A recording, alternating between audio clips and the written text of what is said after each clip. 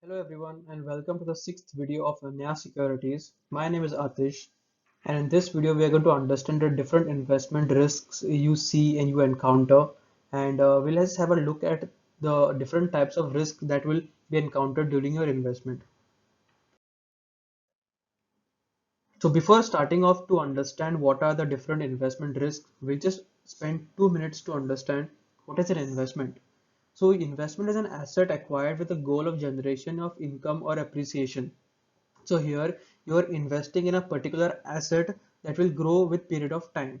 So the increase in the this increases the value of the asset over time.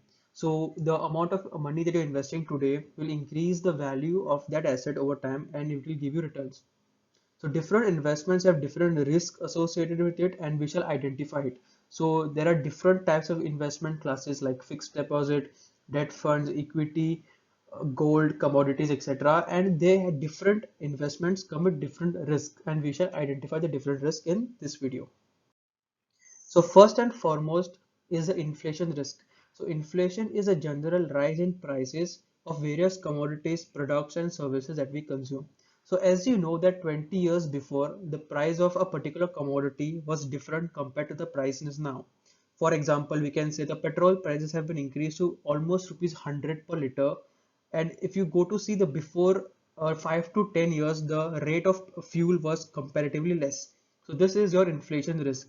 So you should make sure that your investment is such that it beats the inflation risk. Suppose if the inflation is growing at 4% per annum, you should make sure that your investment is at least more than the inflation so that your capital value does not get eroded.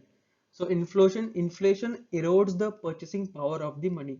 So as the value of commodities are going to increase, your rupee prices are going to decrease, and the purchasing power will get reduced. So your investment should take care of the investment in inflation risk. So the next type of risk is liquidity risk. So what is liquidity of an asset? Liquidity of an investment. So liquidity is a degree of which you can convert your assets into cash or cash equivalent. For example, if you have a real estate property as your investment, how fast or what is the chance you will convert your real estate into cash equivalent? For that, you will have to have a buyer or a seller, and then you have to talk in terms with them. There'll be paperwork, there'll be legal work. So here the liquidity is very low because you there are a lot of processes in between to take care of the liquidation of that asset. On the other hand, if you consider a fixed deposit or a stock, you can just sell the stock on the exchange within a fraction of seconds and the money gets transferred within t plus 2 days. So here your liquidity is very high. So liquidity will directly depend on the demand and supply of that asset. If the demand and supply for that asset is very high, you will have a higher degree of liquidity. If the demand is low, similarly the buyers and sellers will be low and the liquidity will be very low. Sometimes one needs to pay attention to the additional charges required to liquidate an asset and should take it into account before investing. So the charges that are required to liquidate that particular asset should also be a part of your investment, and the value should be included in your investments because they might reduce your returns over time. So next type of risks in investment we usually see is credit risk. So credit risk is usually seen in debt and fixed deposits. When you lend money to a borrower, he commits to pay you the principal as well as the interest as per the agreement. So if you are giving your money to some authority, it is his responsibility that he is going to give you the money back with some interest.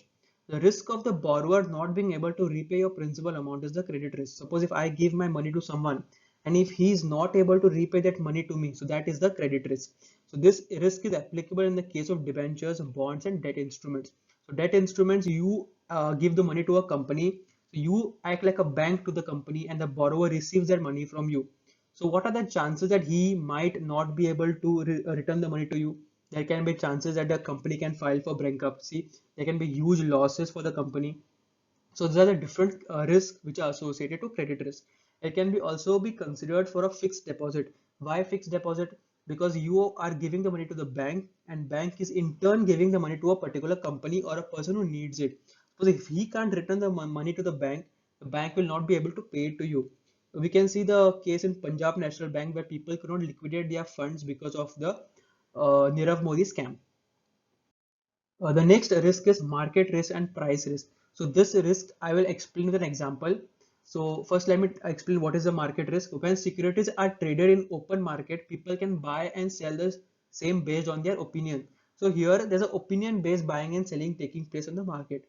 When there is a possibility of a country to go in a war-like situation, there might be a fear in the economy that this might affect the economy and companies within.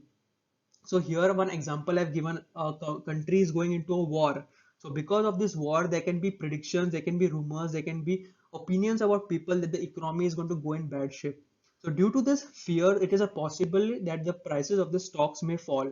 So because of this fear, because of the low performance of the future performance of the companies, the current prices of the shares can fall down.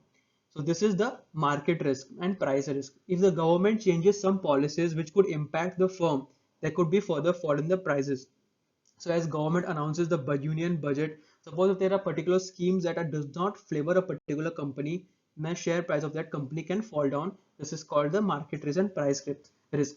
I have given an example of Yes Bank. Because of their non-performing assets have been increased into the bank, the share value of that bank came down drastically. So this is one example of market risk and price risk. The last but not the least is the interest rate risk. So rate risk is the risk that an investment's value will change as a result of the change in interest rate. So banks give you the lenders a particular interest rate. Suppose if that interest rate changes, there can be a change in your investment. So this risk affects the bonds the most more than the stocks. Why bonds? Because interest rate and bonds are inversely proportional to each other. If the interest rate increases, the value of the bond falls. If the interest rate decreases, the value of the bonds rise. Simply because if the interest rates are high, people will move their money from the bonds and invest it in a fixed deposit, which is more safer compared to a bond. If the interest rate fall, people will not get the returns as expected and they will remove the money from the fixed deposit and transfer it into the bonds. So they are inversely proportional to each other. When the interest rates in the economy increases, the price of the existing bond decreases. So which I have explained. So this was the different types of risks we see during investment, and you one should take care before investing. I would like to summarize it by saying first is liquidity risk, second is your credit risk, market risk, and your interest rate risk. So these are the different risks you have to see, out of which the most important I feel is inflation and liquidity. One must check before investing. So this was a short video on the different risks. The next video will be about the risk management strategies. So please subscribe to this channel to receive updates about the next video. And thank you so much for watching this video, and I will see you in the next one. Until then, thank you.